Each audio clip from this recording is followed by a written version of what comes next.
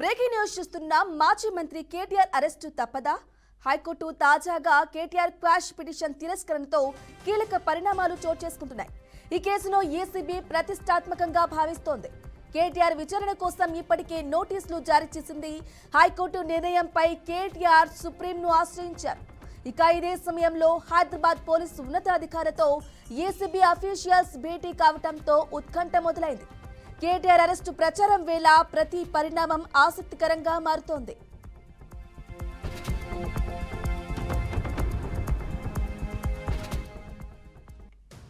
మరోవైపు ఇవాళ మరోసారి హైకోర్టును ఆశ్రయించారు కేటీఆర్. ఏసీబీ, ఈడీలు తనను విచారించే సమయంలో తన వెంట న్యాయవాదులను అనుమతించాలని కోరారు.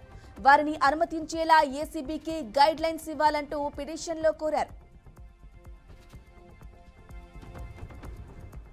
ఇక ఇదే అంశంపై మరింత సమాచారం అందించడానికి మా అవుట్పుట్ ఎడిటర్ వెంకట్ అందిస్తారు. వెంకట్, చెప్పండి, కేటీఆర్ అరెస్టు తప్పదా? దీనికి సంబంధించిన డీటెయిల్స్ ఏంటి?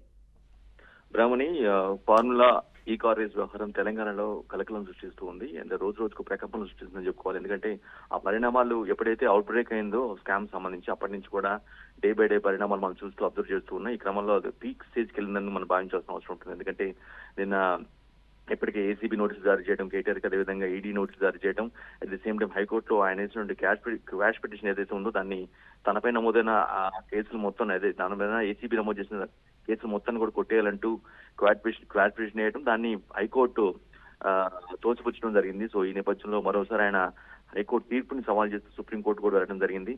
సో ఇదంతా ఈ ట్రెండ్ కొనసాగుతుండగానే ఈ రోజు మరోసారి హైకోర్టులో ఒక లంచ్ మోషన్ పిటిషన్ దాఖలు చేశారు. దాని సారాంశం ఏంటంటే తాను ఏసీబీ విచారణకి అటెండ్ అయ్యేటప్పుడు ఎదుటి కానీ ఈడీ విచారణకి ఎదురేటప్పుడు కానీ ఖచ్చితంగా తన లాయర్స్ ని తన లీగల్ టీమ్ ని అనుమతించాలని ఆ దిశగా ఏసీబీకి గైడ్ లైన్స్ ఆదేశాలు జారీ చేయాల్సిన అవసరం ఉందంటూ ఆయన లంచ్ మోషన్ పిటిషన్ దాఖలు చేశారు. ఇది మధ్యాహ్నం విచారణ ఉంది. ఆయన ప్రధాన అబ్జెక్షన్ ఇదే, కేవలం పోలీసులు వాళ్ళు కానీ ఏసీబీ అధికారులు కావచ్చు పోలీసులపై నమ్మకం లేదని, కేవలం లీగల్ టీం ద్వారా ఉంటేనే తన యొక్క హక్కులు కాపాడబడతాయి. సో దట్ తను ఫ్రీగా ఏదైతే చెప్పగలడో, ఏదైతే కేసు సంబంధించి ఏదైతే ఇవ్వదలుచుకున్నాడో అవి క్లియర్ కట్ గా ఇవ్వగలను అని ఒక బలమైనటువంటి వాదనని ఆయన పిటిషన్ లో పేర్కొనడం జరిగింది. దీనిపైన మధ్యాహ్నం విచారణకు వచ్చే అవకాశం కనిపిస్తుంది. మరోవైపు ఈ కేసులో కీలక ఆరోపణలు A2, A3గా ఉన్నటువంటి బిఎల్ఎన్ రెడ్డి కావచ్చు, లేదంటే ఐఏఎస్ అరవింద్ కుమార్ కావచ్చు, వీరిద్దరు అరవింద్ కుమార్ ఇప్పటికే ఏసీబీ ఎదుట హాజరయ్యారు. తన వాంగ్మూలాన్ని ఇస్తూ ఉన్నారు. ఇక బిఎల్ఎన్ రెడ్డి ఈడీ ఎదుట హాజరు కాబోతున్నారు. కాసేపట్లో ఆయన కూడా ఈడీ ఎదుట హాజరయ్యే అవకాశం కనిపిస్తుంది. ఎందుకంటే ఈ కేసులో మనీ లాండరింగ్ జరిగింది. అంటే ప్రమాణ నిబంధనలు అన్ని కూడా ఉల్లంఘించి అక్రమంగా నిధులు కట్టబెట్టారు. దానికి ఇక్కడ ఉన్నటువంటి ఏదైతే గైడ్ లైన్స్ ప్రిన్సిపల్స్ ఉంటాయో వాటన్నిటి కూడా పాటించకుండా వాటిని తొంగలు తొక్కి ఈ విధంగా చేశారనేది ఈడీ యొక్క ఆరోపణగా కనిపిస్తుంది. ఈడీ ఈ క్రమంలోనే ముగ్గురిని కూడా, కేటీఆర్ కూడా ఆల్రెడీ వ్యక్తిగతంగా హాజరు కావాలంటూ 16వ తారీఖు హాజరు కావాలంటూ నిన్న నోటీసులు కూడా మనం పంపించడం జరిగింది. నిజానికి ముందు ఒక నోటీస్ పంపించినప్పుడు కూడా అందులో తాను కోర్టు తీర్పు ఉన్న నేపథ్యంలో కోర్టు తీర్పు ముగిసిన తర్వాత వస్తానంటూ క్లియర్ కట్ గా సమాధానం ఇచ్చారు. సో వన్స్ నిన్న కోర్టు తీర్పు వచ్చిన తర్వాత కూడా వచ్చింది కాబట్టి ఈడీ మరోసారి నోటీస్ ఇష్యూ చేసింది. ఈ నెల 16వ తారీఖు ఖచ్చితంగా ఈడీ ఎదుట హాజరు కావాల్సింది. ఫార్ములా ఈ కార్ రేస్ నుంచి మీరు ఆరోపణలు ఎదుర్కొంటున్నారు. సో ఖచ్చితంగా మీరు అందులో మనీ లాండరింగ్ ఉల్లంఘన జరిగాయి అనేది మాకు ప్రధాన ఆరోపణ కాబట్టి మీరు దానికి సంబంధించిన వాంగ్మూలం ఇవ్వాల్సిన అవసరం ఉంది. 16వ తారీఖు లాయర్స్ లేకుండానే మీరు వ్యక్తిగతంగా హాజరు కావాల్సిన అవసరం ఉందంటూ ఈడీ నోటీసులో స్పష్టంగా వెల్లడించింది. సో ఈ నేపథ్యంలో నెక్స్ట్ ఏం జరగబోతుంది, ఏం చేయబోతున్నారు, ఒకవైపు ఏసీబీ, మరోవైపు ఈడీ, ఇంకోవైపు తెలంగాణ ప్రభుత్వం కూడా నిన్న ఒక పిటిషన్ దాఖలు చేసింది. సుప్రీంకోర్టులో ఒక పిటిషన్ దాఖలు చేయడం జరిగింది. కేటీఆర్ వేసినటువంటి ఏ పిటిషన్ కూడా తీసుకోకూడదు.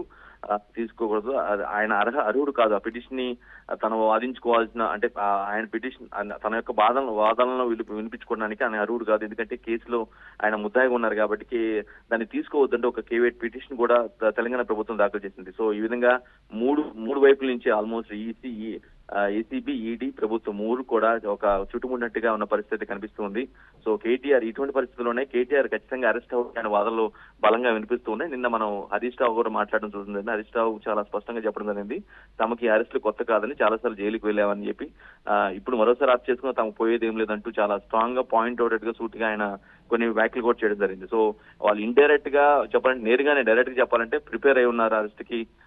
దానివల్ల తనకు పోయేది ఏమిటంటే బీఆర్ఎస్ కానీ లేకపోతే వ్యక్తిగతంగా ఉన్నటువంటి కేటీఆర్ కొన్ని ఇమేజ్ కానీ పోయేది ఏం లేదు. కేవలం ఇది వాంటెడ్ గా కొన్ని వెస్టెడ్ ఇంట్రెస్ట్ తోనే ఇదంతా కలిపారు అనేది వాళ్ళు బీఆర్ఎస్ వాళ్ళు జనాల్లోకి తీసుకెళ్లే ప్రయత్నం చేస్తున్నారు. ఈ క్రమంలో ఆరోపణలు, ఈ క్రమంలో నిరసనలు, ధర్నాలు కూడా, ఆందోళన కూడా చేయడం చూసాం మనం గత 2-3 రోజులుగా.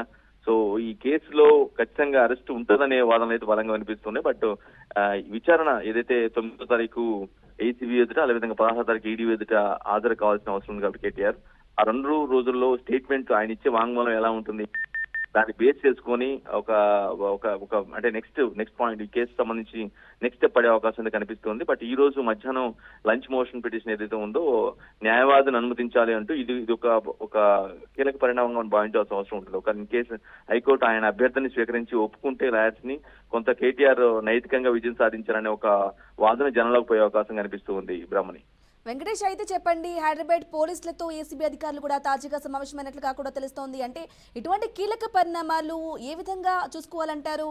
కేటీఆర్ అరెస్ట్ కోసం పోలీస్ శాఖ మొత్తం సమాయత్నం చేస్తుందని అనుకోవాలంటారా? రైట్, జనరల్ గా ఇటువంటి ఒక సెన్సేషనల్ కేసు, ఒక ప్రముఖ వ్యక్తి ఏదైనా కేసు ఇన్వాల్వ్ అయి ఉన్నట్లయితే ఆ కేసుకు సంబంధించి ఏదైనా అన్టువర్డ్ ఇన్సిడెంట్, అంటే అనుకోని సంఘటన, ఏదైనా అరెస్ట్ లాంటిది జరిగే క్రమం ఉన్న నేపథ్యంలో ఉంటాది అనే ఒక ఆలోచనలు కానీ, లేదంటే అటు ఒక సర్క్యులేషన్ కనుక జరిగినట్లయితే ఆ సదరు ఎవరైతే విచారిస్తూ ఉంటారో ఏసీబీ అధికారులు కావచ్చు, లేదంటే ఈడీ కావచ్చు, అధికారులు ఎవరైనా సరే, సంబంధిత దర్యాప్తు సంస్థ అధికారులు కేసు ఇంటెన్సిటీని వ్యక్తం చేసి తెలియపరిచి ఖచ్చితంగా ఇది తీసుకోవాల్సిన ఒక అరెస్ట్ చేయాల్సిన అవసరం ఉంటుంది అని ఒక చెప్పే సందర్భం కూడా ఉండే అవకాశం ఉంటుంది. ఇటువంటి క్రమంలోనే హైదరాబాద్ పోలీస్ కమిషనర్ తో ఏసీబీ అధికారులు భేటీ అవ్వడం ఒక ప్రాధాన్యత సంతరించుకుందని చెప్పుకోవచ్చు. సో ఆ కేసు యొక్క స్టాండర్డ్ ని, కేసు యొక్క స్టేజ్ ని వివరించి అదుపులోకి తీసుకోవాల్సిన అవసరం ఉంటుంది మేబీ అని కొంత ముందుగానే వివరం ఇచ్చేది, ఒక క్లారిటీ ఇచ్చినట్లయితే ఖచ్చితంగా పోలీస్ వైపు నుంచి కొంత భారీ బందోబస్తు కానీ, భారీ బలగాలుగా మోహరించడం కానీ, అంటే ఎటువంటి అల్లర్లు జరగకుండా ఉండేది. ఎందుకంటే ఆబ్వియస్ గా మనకు తెలిసిందే, కేటీఆర్ టీఆర్ఎస్ లో నెంబర్ 2 గా ఉన్నారు. 10 ఏళ్ల పాటు మంత్రిగా పనిచేశారు. చాలా ఒక టాక్టివ్ పర్సన్, చాలా నాలెడ్జబుల్ పర్సన్.